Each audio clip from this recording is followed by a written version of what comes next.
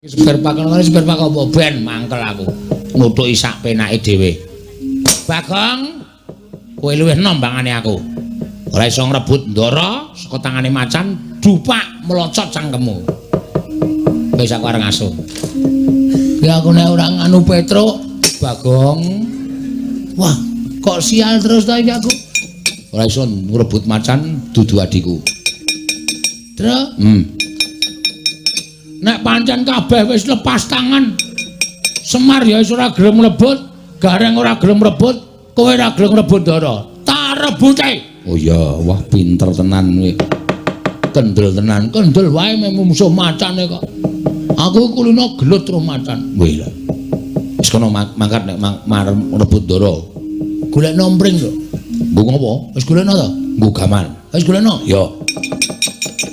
Ora ngerti aku gong nek kowe iki kendel karo macane aku radong. Jebul kowe kendele gila-gila nyo, gong yo. Wis empring digawa macan tutuki nganti mudhar. Anu tulung iki tutukno sirahku. Lho. Piye iki? Kowe iki takon rebut macan ora takon mudhar. Wis ta. Iki tutukno sirahku. But ngono guys. Engko nek kowe mati engko nek disa ileng ora urip meneh. Kaya dian gong ora. Guys. Ya. Nek mati luweh lho. Wis apa-apa ngono mati dicas ra urip. Iya. Nya. Banter apa lire? Sedengan. Oh iya. Nek banter ndak pecah. Ya. Nek lire ndak ora krasa. Ya, sedengan. Ya.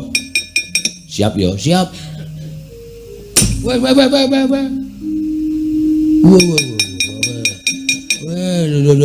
Ada wis. Bujur ya aku terus. Pisan gas terus.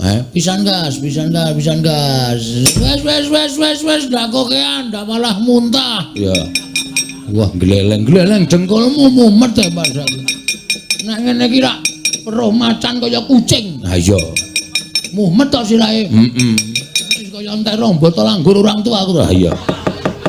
Mangkat kono. Wes macan tak